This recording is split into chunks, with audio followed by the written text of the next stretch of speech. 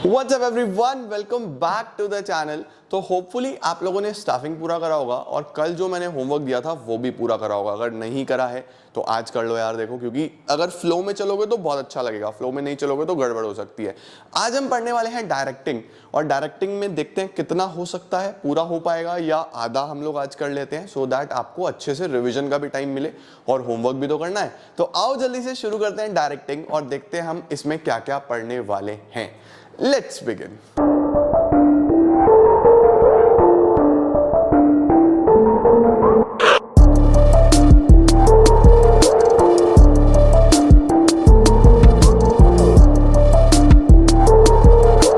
चलिए जी, शुरू करते हैं हम लोग मीनिंग ऑफ डायरेक्टिंग के साथ कि सबसे पहले डायरेक्टिंग होता क्या है। देखो, डायरेक्टिंग नाम में ही है, किसी को डायरेक्ट करना, किसी की हेल्प करना, किसी को गाइड करना, किसी को इंस्ट्रक्ट करना। भाई अगर आपके पास ज्ञान है, अगर आप एक सुपीरियर हो तो आप अपने सबऑर्डिनेट को इंस्ट्रक्शन तो दोगे, डायरेक्शन तो दोगे, वही डायरेक्टिंग है। क्या है directing? Directing functions of management is concerned with instructing, guiding, inspiring, coaching, थोड़ी लाइट बढ़ा दूं तुम्हारे लिए, leading and motivating the employees in an organization so that their efforts result in achievement of organizational objectives। देखो, जितने भी functions है ना, वो सब एम तो यही कर रहे थे कि ऑर्गेनाइजेशन के ऑब्जेक्टिव्स पूरे हो जाए। ठीक है, अगले पे चलते हैं। Directing is telling people what to do and seeing that they do it into the best of their ability. अब देखो यार, बहुत सारी ये बहुत डिटेल्ड नोट्स हैं, तो आप एज इट इज तो लर्न नहीं कर पाओगे, बट जितना आप यहाँ से हिंट्स ले सकते हो, मैं ये नोट्स इसीलिए यूज कर रहा हूँ ताकि आपको बहुत मदद मिले इसके अंदर। ठीक है, अब हमारे पास क्या आता है? Features of directing. सबसे पहले डायरेक्टिंग इनिशिएट्स एक्शन, मतलब कि चाहे प्लानिंग हो, चाहे स्टाफिंग हो, चाहे ऑर्गेनाइजिंग हो, ये सब बेस बनाते हैं कि प्लानिंग में एडवांस में डिसाइड होगा, ऑर्गेनाइजिंग में विभाग बनेंगे, स्टाफिंग में लोग आएंगे, बट काम तो यहीं से शुरू होगा ना। इनिशिएशन ऑफ वर्क यहां से होता है। तो सबसे पहले डायरेक्टिंग इनिशिएट्स एक्शन। क्या लिखा है? Other functions prepare a base for action, that is how action should be carried on, and directing initiates action. ये शुरू करता है काम की, चलो भाई शुरू करो, अब काम करो, सोचते ही रहोगे क्या। अगला, directing is a continuous function. Directing रुकता नहीं है। एक मैनेजर एक बार बता के, एक बार गाइड करके नहीं जा सकता, उसको कॉन्टिन्यूअसली एक विजन रखना पड़ता है, एक लुक रखना पड़ता है, और वो कॉन्टिन्यूअसली चीजें बता के चलता है कि इस प्रकार से काम होने वाला है। क्या लिखा है? Directing is a continuous process. A manager can not just rest after issuing orders, he has to continuously guide, supervise, motivate his subordinates. इसके बाद directing takes place at every level of the management, यानी top level middle level को direct करेगा, middle level lower level को करेगा, lower level workers को करेगा, यानी ये रुकता नहीं है, ये हर लेवल पे परफॉर्म होता है, हर ऑर्गेनाइजेशन में परफॉर्म होता है। क्या मैं इसको परवेसिव यूनिवर्सल बोल सकता हूँ? सब जगह सेम फीचर्स आ रहे हैं लगभग मैनेजमेंट वाले, तो डायरेक्टिंग कॉन्टिन्यूस भी है, परवेसिव भी है, it takes place at every level बोल दो, या इट इनिशिएट्स एक्शन, ये सब आपके माइंड में सेट होना चाहिए। Directing flows from top to bottom, obviously direct तो ऊपर से नीचे ही करोगे ना, नीचे वाला तो आपको बस कुछ आइडिया दे सकता है, सजेशन दे सकता है या कंप्लेन कर सकता है, बताओगे तो आप ही ना करना क्या है। ऊपर वाला नीचे वाले को डायरेक्ट करता है, तो it flows from top to bottom. इसके बाद आता है मेरे पास, directing is a performance oriented function. Performance oriented क्यों है? क्योंकि यहाँ पे काम शुरू हो जाता है, परफॉर्मेंस की बात होती है। अभी अगला फंक्शन कंट्रोलिंग है, कंट्रोलिंग में तो आप चेक कर लेते हो कि काम हुआ भी नहीं है ठीक से, तो डायरेक्टिंग एक ऐसा फंक्शन है जो फोकस करता है काम के ऊपर, performance oriented function. Why directing is important? क्यों इंपॉर्टेंट होता है डायरेक्टिंग? सबसे पहले कार्य को, काम को शुरू ये कराता है, तो सबसे इंपॉर्टेंट तो यही हुआ ना। बहुत सारे लोग हैं, बहुत सारे बच्चे हैं जो सोचते रहते हैं कल से पढ़ूंगा, कल पक्का पढ़ूंगा, अरे बिल्कुल पक्का पढ़ूंगा, शुरू कर ही नहीं पाते। स्कोर कौन करता है? जो सच में पढ़ाई शुरू कर देता है, जो सच में आगे बढ़ जाता है, जो सच में पढ़ना शुरू कर देता है। तो सबसे इंपॉर्टेंट चीज होती है एक्ट करना। सिर्फ प्लान बनाने से कुछ नहीं होता, इंप्लीमेंटेशन ज्यादा इंपॉर्टेंट होता है। क्या लिखा है? Employees in an organization start working only when they get instructions and directions from their superiors. In the directing function, superior direct the actions towards the predetermined goals of the organization. ठीक है? To integrate employees efforts. Employees के efforts को एक साथ लेके आने के लिए, इंटीग्रेट करने के लिए, सबको साथ में लेके चलने के लिए डायरेक्टिंग जरूरी है। डायरेक्टिंग क्यों जरूरी है? क्योंकि अगर कोई आपको मोटिवेट करने वाला नहीं होगा, कई बार आप लो फील करोगे, कई बार दो डिपार्टमेंट्स में आपस में कोऑर्डिनेशन नहीं बन रहा होगा, तो उनका कोऑर्डिनेशन बनाने में भी मदद करेगा एक मैनेजर। तो डायरेक्टिंग क्या करता है? इंटीग्रेशन करके चलता है, सबको एक साथ लेके चलता है। It is a means of motivation या guidance to employees. Directing function doesn't means giving order only. सिर्फ order देना कुछ नहीं होता. अब हमारे पेरेंट्स हमें डायरेक्ट करते हैं. क्या हमारे पेरेंट्स सिर्फ हमें डायरेक्ट करते हैं, इंस्ट्रक्ट करते हैं, या जब हम लो फील कर रहे होते हैं तो हमारी मदद करते हैं, कभी हम बहुत ज़्यादा डिप्रेस्ड फील कर रहे होते हैं तो हमें मोटिवेट करते हैं. सिमिलरली एक ऑर्गेनाइजेशन में एक अच्छा मैनेजर इस फंक्शन को बहुत अच्छे से निभाएगा. सिर्फ काम नहीं देगा, अप्रिशिएट भी करेगा, मोटिवेट भी करेगा. ये सब लिख के आना पेपर में. क्या लिख के आओगे? Directing functions doesn't means giving orders only, but through directions and instructions the superior try to motivate the employees to perform to their best ability. इसके बाद to facilitate introduction of needed changes in the organization. Directing की मदद से आप समय to समय, time to time required changes को implement करते हो अपनी ऑर्गेनाइजेशंस में, अपनी संस्था में. संस्था तो खैर ये है कि प्रॉफिट मेकिंग भी हो सकती है, नॉन प्रॉफिट मेकिंग भी हो सकती है, बट जब आपका मैनेजर आपको डायरेक्ट करता है, आपको गाइड करता है, if he is a good leader, क्योंकि एक मैनेजर एक लीडर भी होगा, टीम लीड कर रहा होगा, तो वो ऑब्जर्व करेगा सारी चीजें कि बिजनेस एनवायरनमेंट कैसा है, आसपास क्या चल रहा है, कॉम्पिटिटर क्या नया लेके आ रहा है, तो फिर वो क्या करेगा? Time to time needed changes भी करेगा, क्योंकि हमारा एनवायरनमेंट तो एक बहुत डायनामिक चीज है, इट कीप्स ऑन चेंजिंग. तो वो समय के साथ अपने प्लान्स भी चेंज करेगा, ये सब चीजें चेंज करेगा. Generally people have a tendency to resist change. लोग जल्दी से रेजिस्ट करते हैं, यानी मना करते हैं कि नहीं यार, जो जैसे चल रहा है चलने दो. Effective directing through motivation, communication and leadership helps to reduce such resistance and develop to required cooperation in introducing changes in the organization. For example, if a manager wants to introduce new system of accounting, there may be initial resistance. अगर नया system of accounting लाना है तो शुरू में थोड़ा सा resist करेंगे, लोग मना करेंगे. But एक अच्छा manager, if manager explains the purpose, provides training, motivates and with additional rewards, appreciation, the employee may accept change and cooperate with manager. Appreciation यार, इंसान को appreciation बहुत अच्छा लगता है. आप वीडियो के कमेंट सेक्शन में थोड़ा सा अप्रिशिएट कर देते हो ना, मजा आ जाता है कि यार वीडियो बनाए, बच्चों को अच्छी लगी. तो ये एक मोटिवेशन होता है हर इंसान के लिए. टेस्ट में अच्छे नंबर आते हैं ना, तुम्हें गुड मिल जाएगा, खुशी हो जाती है, एकदम मजा आ गया जी, है ना. तो इंसान अप्रिसिएशन ढूंढ रहा होता है. नेक्स्ट क्या है? To bring stability and balance in the organization. अच्छी डायरेक्टिंग से स्टेबिलिटी आती है, बैलेंस आता है, क्योंकि लड़ाई झगड़े नहीं होते, मोटिवेटेड वर्कफोर्स होता है, बढ़िया तरीके से काम चल रहा होता है. It fosters the cooperation and commitment. It helps to achieve balance among various groups. कितने एलिमेंट्स होते हैं डायरेक्टिंग के? There are basically 4 elements. Elements चारों याद रखना: supervision, motivation, leadership, communication. Supervision, motivation, leadership, communication. Supervision क्या होता है, मैं तुम्हें पहले चारों का मतलब बताता हूं, फिर जो जो हमारे सिलेबस में हम वो पढ़ेंगे. सुपरविजन का मतलब होता है कि पूरे के पूरे वर्कफोर्स को सुपरवाइज करना. सुपरवाइज मतलब एक लुक बना के चलना, एक विजुअल बना के चलना कि किस प्रकार से ये काम कर रहे हैं, ठीक से कर भी रहे हैं या नहीं कर रहे हैं. जैसे हमारे पेरेंट्स हमें सुपरवाइज करते हैं, हमारे ऊपर हमेशा से नजर रखते हैं कि कोई गड़बड़ तो नहीं हो रही, कुछ प्रॉब्लम तो नहीं आ रही, अगर आ रही है तो ठीक करने में मदद करते हैं. यही सुपरविजन है. मोटिवेशन इंटरनल फीलिंग है, किसी को आप इस तरीके से इन्फ्लुएंस करते हो कि वो खुद से अर्ज जाती है, उसके अंदर से जज्बा आता है कि वो कुछ अचीव कर ले. मोटिवेशन बाजार में नहीं मिलता. आपने कभी लिया है क्या? 2 रुपए किलो मोटिवेशन, 10 रुपए लीटर मोटिवेशन, 400 रुपए ग्राम मोटिवेशन ऐसा तो नहीं होता ना. मोटिवेशन इंटरनल फिनोमिना है, किसी को अंदर से आएगा हाई मोटिवेशन, मजा आ गया, चलो भाई चलो चलो. मोटिवेशन एक फीलिंग है, ठीक है. इसके बाद लीडरशिप. लीडरशिप आपके अंदर एक स्किल होती है, एक एबिलिटी होती है, जिससे आप दूसरे के बिहेवियर को इन्फ्लुएंस करते हो. एक अच्छा लीडर अपने सारे फॉलोअर्स के बिहेवियर को इन्फ्लुएंस करता है, अपने हिसाब से चला के चलता है. कम्युनिकेशन, बातचीत करना, एक दूसरे के साथ आइडियाज, ओपिनियन, सजेशन शेयर करना. ये चारों ही अब हम पढ़ने वाले हैं. शुरुआत करेंगे हम लोग सबसे पहले एलिमेंट के साथ. ये चार्ट वगैरह एग्जाम में बना के आना, तुम्हें नंबर बढ़िया मिलेंगे. सबसे पहले सुपरविजन बाद में पढ़ाऊंगा, सुपरविजन हमारे पास इतना इंपॉर्टेंट नहीं है. Let's talk about communication. शुरुआत करते हैं कम्युनिकेशन के साथ. क्या है sir communication? It can be defined as transmission या exchange of idea, view, message, information, fact, feeling etcetera between 2 और more persons. Good morning, good afternoon, good evening, चलता है ना. कम्युनिकेशन, यार बात कर रहे हो आपस में, by different means to create a common understanding. इसके बाद क्या आता है? The communication is a two-way process. Communication एक two-way process है, as it begins with sender and ends when the feedback comes from receiver. मतलब sender से शुरू होता है, मैंने आपसे कोई बात करी, आप तक पहुंची, और खत्म होगा जब आपसे फीडबैक आएगा. ठीक है।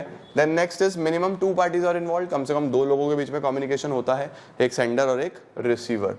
क्या क्या एलिमेंट्स होते हैं कम्युनिकेशन प्रोसेस में? देखो कम्युनिकेशन प्रोसेस ना यहाँ से शुरू होता है, sender, message, encoding, media, decoding, receiver, feedback. सबसे पहले आता है मेरे पास सेंडर। कौन है सर सेंडर? सेंडर एक पर्सन है जो अपना मैसेज कन्वे करना चाहता है। मेरे माइंड में कोई आइडिया आया, कोई थॉट आया, मैं उसको आप तक पहुंचाना चाहता हूं। आई एम अ सेंडर, मैं सेंडर हूं, राइट? तो sender is a person who conveys the message. The communication process begins immediately when the idea comes into the mind of sender. अगला मैसेज। अब मेरे दिमाग में क्या आया? सिर्फ मेरे होने से बात नहीं बनेगी, मेरे दिमाग में क्या है वो भी इंपॉर्टेंट बात है। आइडिया क्या है? The content of idea or message suggestions which sender wants to share with receiver is called message. Then encoding. अब मेरे माइंड में कुछ आइडिया आया, मैं आपके सामने आके खड़ा हो गया, समझ गए? समझ गए ना मेरी बात? अच्छे से समझ आ गई ना मेरी सारी की सारी चीजें? तो ये बेसिकली हमारे पास क्या होता है, सिर्फ मेरे सोच लेने से आप तक चीजें नहीं पहुंचेगी, मुझे अपने थॉट को किसी भी तरीके से एक ऐसी चीज में कन्वर्ट करना होगा कि आपको समझ आ जाए। इसको बोलते हैं एनकोड करना, कि दिमाग से आइडिया का कन्वर्जन करना किसी प्रोसेस के थ्रू कि आपको समझ में आ जाए, यानी मैंने एनकोडिंग करी। Receiver can not read the mind of the sender, so receiver converted the idea into language और अदर कम्युनिकेशन सिंबल, जैसे कि पिक्चर। यहाँ पे रिसीवर नहीं है, सेंडर है। सेंडर कन्वर्ट करेगा, ठीक है, कोई लैंग्वेज में या किसी सिंबल में या किसी पिक्चर में, किसी जेस्टर में। आपने मेरे से पूछा, चीजें समझ में आ गई और मैं ऐसे गर्दन हिला रहा हूँ, तो I am just encoding things out, मैं एनकोड कर रहा हूँ चीजें, समझ रहे हो? इसके बाद क्या होता है, मीडिया। अब देखो अगर मुझे आपसे बात करनी है तो किसी ना किसी मीडिया से तो बात करूंगा। मीडिया मीन्स माध्यम, है ना? किसी ना किसी मीडिया से तो या तो मैं मैसेज करूंगा गुड मॉर्निंग, या फिर मैं आपको कॉल करूंगा, या फिर मैं अगर आप मेरे सामने हो तो मैं आपको ओरली सारी चीजें कन्वे करूंगा। तुम एक मीडिया चाहिए कुछ ना कुछ जिससे हम बात कर पाए। मीडिया के बाद होती है डिकोडिंग। डिकोडिंग क्या होता है? लाइक फॉर एग्जांपल मैंने आपको मैसेज करा, टक टक टक टक टक टक, सीधा मेल पे बटन दबाया। अभी मैंने अपने माइंड से पहले एनकोड करा कंप्यूटर की लैंग्वेज में, फिर कंप्यूटर की लैंग्वेज से वो डीकोड होगा तब आपके पास आएगा, क्योंकि कंप्यूटर तो बाइनरी लैंग्वेज समझता है, 01011010, उसको हमारी हिंदी इंग्लिश नहीं समझ में आती। तो वो क्या करता है, वो डीकोड करता है यानी कन्वर्ट करता है उस लैंग्वेज में जिसमें आपको समझ में आ जाए, ठीक है? जैसा मैंने आपको बोला, फॉर एग्जाम्पल सुनो, मैंने आपको बोला कि मैं इंडियन हूं और मैं ऑस्ट्रेलिया गया और मुझे इंग्लिश बोलनी नहीं आती। मैंने बीच में एक इंटरमीडिएटर हायर करा जो हमारी बात, आप मेरी बात आप तक पहुंचाएगा। आपको हिंदी नहीं आती, मुझे इंग्लिश नहीं आती, मैं उसको हिंदी में अपनी बात समझाऊंगा। वो एनकोड कर रहा हूं मैं, वो मैं क्या कर रहा हूं, एनकोड, अपनी लैंग्वेज को कन्वर्ट कर रहा हूं इस तरीके से कि आपको समझ में आ जाए। फिर वो जो मीडिएटर है ना, वो डीकोड करेगा इंग्लिश में, वो आप तक पहुंचाएगा आपकी लैंग्वेज में। तो मेरे आइडिया का कन्वर्ट होना एक लैंग्वेज में इज एनकोडिंग, फिर वो बात आपकी लैंग्वेज में कन्वर्ट होना इज डीकोडिंग। समझ गए? सेंडर के लिए एनकोडिंग होता है, रिसीवर के लिए डीकोडिंग होता है, ये याद रखना। इसके बाद क्या आता है, डीकोडिंग के बाद रिसीवर, फिर आप तक बात पहुंच जाएगी। Receiver is the person who receives the communication, and then we have feedback. Feedback means आपको मेरी बात समझ में आएगी तो फिर आप फीडबैक दोगे। Feedback can be positive, feedback can be negative, है ना? अप्रिसिएशन भी हो सकता है और गाली गलौज भी हो सकता है, कुछ भी हो सकता है, तो दैट इज फीडबैक, ठीक है? Then we have noise. Noise एक 8वां एलिमेंट होता है जो हम कई बार बोलते हैं कि ऑब्स्ट्रक्शन आ जाए, कोई प्रॉब्लम आ जाए, एनकोडिंग के बीच में, एनकोडिंग और मीडिया के बीच में कुछ डिस्टर्बेंस आ जाए। कई बार हम कॉल पे बात कर रहे होते हैं, बीच में नेटवर्क भाग जाते हैं या सर्टेन सा डिस्टर्बेंस आ जाता है। This is what we call as noise, ठीक है? इसके बाद क्या आता है हमारे पास, नॉइस के क्या क्या एग्जांपल्स हैं? Poor telephone connection, inattentive receiver, आप सुनना ही नहीं चाहते मेरी बात, फॉल्टी डिकोडिंग, कुछ अलग ही मतलब निकाल दिया उस ट्रांसलेटर ने, जेस्टर्स एंड पोस्चर्स दैट में डिस्टोर्ट द मैसेज, कई बार आप गलत जेस्टर्स से डिस्टोर्ट कर देते हो मैसेज को, मतलब गलत समझता है सामने वाला। अच्छा, अब कम्युनिकेशन कितने प्रकार की होती है? कम्युनिकेशन 2 प्रकार की होती है बेटा जी, एक होती है फॉर्मल, एक होती है informal. There can be 2 types of communication, one is formal, other one is informal. क्या डिफरेंस है दोनों में? देखो सबसे पहले आ रहा है फॉर्मल।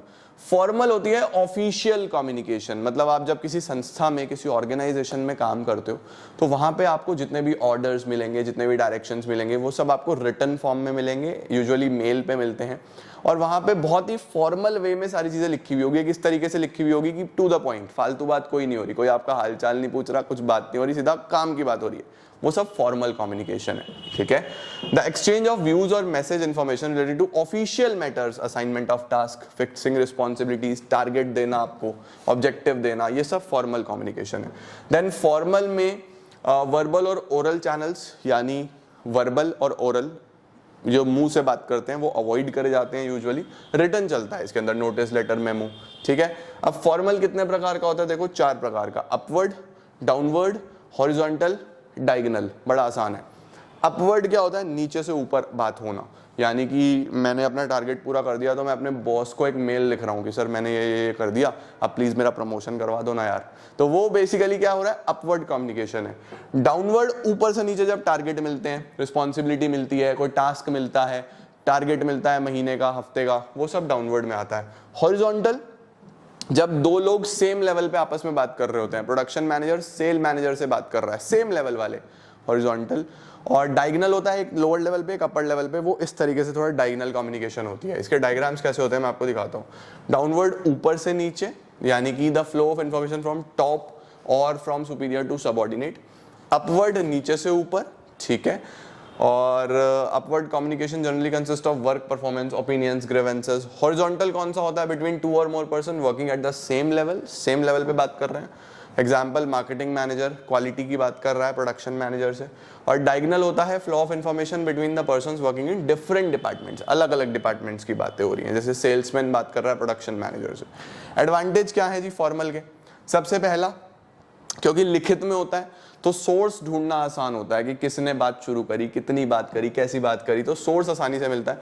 काफी सिस्टमेटिक है और ऑर्डरली फ्लो चलता है। ऑर्डरली फ्लो मींस कि एक ऑर्डर में सारा काम हो रहा होता है। Formal communication, it is easy to fix responsibilities of different employees. Responsibilities fix करना आसान होता है, ढूंढना आसान होता है, जिम्मेदारी देना आसान होता है, क्योंकि सब कुछ एक रिटन फॉर्म में, एक प्रॉपर ऑर्डर में हो रहा है।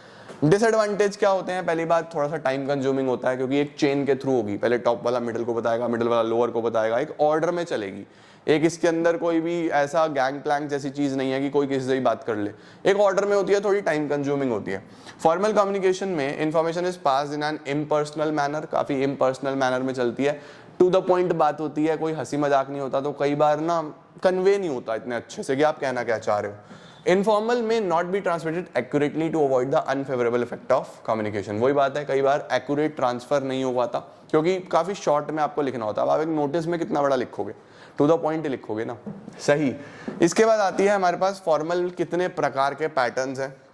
ऑल्दो पैटर्न्स इतने इंपॉर्टेंट नहीं है, बट फिर भी कई जगह दिए हुए हैं तो मैं आपको करा रहा हूँ, अदरवाइज इनकी नीड नहीं है। सबसे पहला होता है व्हील पैटर्न। व्हील पैटर्न में क्या होता है, एक पर्सन होता है जो यूजुअली लीडर होता है, और वो सबको बस काम दे रहा होता है, सबको बस वो काम दे रहा होता है। देखो कैसा होता है व्हील पैटर्न में, आप लोगों को बताता हूं। लाइक फॉर एग्जाम्पल, हमारे पास ये लीडर है, ये बीच में बैठा हुआ है, ये बी को काम दे रहा है, ऐसे ही सी को दे रहा है, ऐसे ही डी को दे रहा है, ऐसे ही ई को दे रहा है। ये इस तरीके से कम्युनिकेशन चल रही है। ये इसको कुछ नहीं बोलेगा, ये भी कुछ नहीं, ये भी कुछ नहीं, बस एक बताएगा, वही हिटलर वाली बात, वो सारी चीजें देगा, बात खत्म। तो सर्कल सा बन गया ना, एक व्हील पैटर्न बोलते हैं इसको। चेन पैटर्न कौन सा होता है, चेन होता है एक पर्सन दूसरे को, दूसरा पर्सन तीसरे को, जैसे चेन चलती है ना, ए बी को बता रहा है, बी सी को बता रहा है, सी डी को बता रहा है, ये चेन में सारा काम हो रहा होता है, ये चेन पैटर्न होता है। फिर सर्कल पैटर्न होता है। सर्कल पैटर्न होता है जिसके अंदर ना 2 लोग आपस में बात कर रहे होते हैं, जैसे कि मैं इसी में कर दूं, यानी अभी तो मैंने एरो ऐसे लगाए हुए थे ना, अब मैं ऐसे कर देता हूँ कि देखो ये दोनों आपस में बात कर रहे हैं, ये दोनों आपस में बात कर रहे हैं, ये दोनों आपस में बात कर रहे हैं, ये दोनों आपस में बात कर रहे हैं। अब ये सर्कल पैटर्न बन गया, ठीक है। इस प्रकार से सर्कल पैटर्न होता है। पैटर्न्स आएंगे नहीं एग्जाम में, कम चांसेस हैं। ऑल सोर्स होता है। ऑल सोर्स होता है कि उसके अंदर यूजुअली क्या होता है, लिंक्ड होते हैं सारे एक दूसरे से, जैसा स्टार होता है ना, स्टार जैसा ऑल सोर्स पैटर्न होता है। यूजुअली ये फॉर्मल में सबसे ज्यादा डिसेंट्रलाइज माना जाता है, लाइक इस तरीके से स्टार, सही है, और A B C D E, देखो सब एक दूसरे से इस तरीके से बात कर रहे हैं, ये ऑल सोर्स पैटर्न होता है, तो इस प्रकार से भी पैटर्न होता है। एक होता है इन्वर्टेड वी। इन्वर्टेड वी होता है कि ये दो लोग हैं, एक ए और एक बी, ये कुछ नाराजगी है इन्हें, तो ये अपने बॉस को शिकायत लगा रहे हैं सी को। अभी सी ने क्या कहा, इन्हें इग्नोर कर दिया, चलो भागो यहाँ से, तुम्हारा रोज का काम है ये। तो ये इसके बॉस के पास भी जा सकते हैं, डी के पास, कि ये ना इसने हमारी बात नहीं सुनी, आप हमारी बात सुनो। इसको बोलते हैं उल्टा V, inverted V sort of communication, इसको इन्वर्टेड वी बोलते हैं। तो इस प्रकार के कुछ चैनल्स होते हैं कम्युनिकेशन में। ये देखो सारे के सारे, chain, wheel, circular, free flow, inverted V, सारे मैंने आपको बता दिए। Then we have informal communication. Informal जैसे मैं आती तुम्हें कहूँ और भाई क्या हाल चाल है, सब बढ़िया है, एकदम मस्त, घर में सब ठीक ठाक है, कुशल मंगल है, बढ़िया चल रहा है, सब खाना वाना बढ़िया खा रहे हो ना, सब इनफॉर्मल। मतलब हम आपस में बातें कर रहे हैं, कोई फॉर्मल बात नहीं हो रही, ऑफिस की बात नहीं हो रही, फन कर रहे हैं, चिल कर रहे हैं। तो ये क्या है, the communication between different members who are not officially attached. Officially बात नहीं हो रही, नो फिक्स डायरेक्शन, कोई डायरेक्शन नहीं है। मेरे पास व्हाट्सएप पे एक मैसेज आया, मैंने आगे 10 ग्रुप में भेज दिया, वो 10 ने आगे 10 ग्रुप में भेज दिया, पता नहीं कहाँ से चल रहा है, क्या चल रहा है, बस भेजने में लगे हैं भाई साहब फुल। तो ये सब अनऑफिशियल है, ये सब इनफॉर्मल कम्युनिकेशन है। इसके बाद क्या आ रहा है, generally social interaction, friendly talks, non official matter, ये सारे इनफॉर्मल में आता है। अब देखो इनफॉर्मल में सबसे पहले आता है गॉसिप। गॉसिप तो तुम जानते ही हो, गॉसिप जानते हो ना, पड़ोस वाली आंटी को। बस एक बात अगर तुम्हें पूरे एरिया पे पहुंचानी है, आंटी को बता दो बस, फिर देखो तुम, मजा आ जाए। तो आंटी ने ये देखो पूरे मोहल्ले में फैला दी, ये गॉसिप है बेसिकली। अब अगर कोई आंटी मेरी वीडियो देख रही है तो I am literally sorry, but आपके एग्जाम्पल से ही मैं समझा पाता हूँ सारी चीजें, बुरा मत मानना please. Under gossip one person tells many, which means information is with one member and he shares the information with many other members. इसके बाद क्लस्टर। क्लस्टर बड़ा बेहतरीन है, देखो क्लस्टर में ना ए है, ए बोलता है बी को, सी को और डी को, तुम मेरे खास 3 लोगों, बस मैं तुम्हें बता रहा हूँ ये बात, तुम प्लीज किसी को मत बताना। फिर बी ऐसे ही अपने 3 खास को बताता है, सी ऐसे ही अपने 2 खास को बताता है, डी अपने ऐसे ही 3 खास को बताता है, सब जगह फैल जाती है। ये होता है क्लस्टर। क्लस्टर में क्या है, under this pattern information is shared between 2 persons who trust each other. ठीक है, बस फिर वो ट्रस्ट फैलता फैलता बहुत आगे बढ़ जाता है। इसके बाद होता है हमारे पास सिंगल स्ट्रैंड। सिंगल स्ट्रैंड में एक चेन होती है, वही ए ने बी को, बी ने सी को, सी ने डी को, डी ने ई को। बस ऊपर वाली चेन में फॉर्मल बात हो रही थी, यहाँ पे इनफॉर्मल बात हो रही है। प्रोबेबिलिटी तो आप सब जानते हो, कोई भी कहीं भी किसी से भी जहां जो जिसको मिल गया, अरे एक बात बताऊं तूने, अरे तूने वो बात सुनी, वो सब प्रोबेबिलिटी होती है। ठीक है, इसके बाद आता है हमारे पास इसके एडवांटेजेस। पहली बात, फ्रेंडली रिलेशनशिप्स होती हैं, आपको इनफॉर्मल बात करनी चाहिए, तभी आप एक दूसरे को जानोगे और बर्डन फील नहीं करोगे। इसके बाद इनफॉर्मल कम्युनिकेशन में मैटर्स वो डिस्कस कर सकते हो जो शायद आप ऑफिशियली कभी डिस्कस करते ही ना, राइट। ये आपको थोड़ा सा इंफॉर्मेशन देता है और एक सेंस ऑफ, एक तरीके से ना लॉयल्टी डेवलप करता है एक दूसरे के लिए, कि हाँ यार ठीक है, हम दो मिलके बातचीत भी करते हैं तो बढ़िया है। इसके बाद डिसएडवांटेज क्या होते हैं, पहली बात काफी अनसिस्टमैटिक होता है और कई बार गलत चीजें फैल जाती हैं, र्यूमर्स स्प्रेड होते हैं इसके अंदर, र्यूमर्स, गलत फैक्ट्स चलते हैं और आप ढूंढ नहीं सकते कि क्या सोर्स है इसका, कहाँ से शुरू हुई। तो guys it was all about communication. एक ये डिफरेंस है, ये आपका होमवर्क है, आपको ये डिफरेंस पढ़ना है और मुझे कमेंट्स में ये सारे पॉइंट बताने हैं कि इसका क्या क्या मतलब है हिंदी में। मीनिंग बताना हिंदी में एक लाइन में दोनों का, फिर रिलेशन बताना हिंदी में, फिर नेचर बताना, एक्सप्रेशन बताना, चैनल बताना, और ये लो, ये सारे के सारे पॉइंट्स आपको मुझे बताने हैं होमवर्क में। ठीक है, बैरियर्स हम लोगों को नहीं पढ़ने, और इसी के साथ एक एलिमेंट आपका कम्युनिकेशन पूरा है। सुपरविजन में ऐसा कुछ खास नहीं है, तो मान के चलो सुपरविजन कम्युनिकेशन हो गया।